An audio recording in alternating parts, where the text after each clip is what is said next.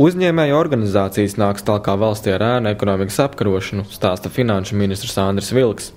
Ir jau ar 10 dažādām uzņēmēju organizācijām noslēgti sadarbības līgumi valsts ieņēmuma dienestam, kurā appusē mēs mēģinām rast labākos risinājumus.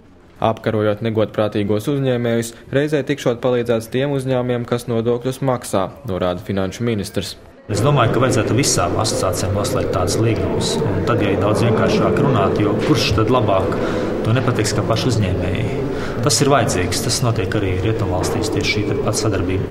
Ja šādas vienošanās ar uzņēmēju organizācijām būtu panāktas pirms pāris gadiem, situācija šobrīd būtu vieglāka, uzskata Vilks. Konkrēti ceļot akcijas alkoholam, tabakai, mēs arī saprotam, ka tajās sadaļās, kas ir mūsu ēnu ekonomikas apkarošanas plānā, par šīm jomām mums ir papildus darbs nāk klāt. Lai veiksmīgāk apkarot ēnu ekonomiku, sadarbība ar valsts ieņēmuma dienestu jau uzsākusi Latvijas darba devēju konfederācija.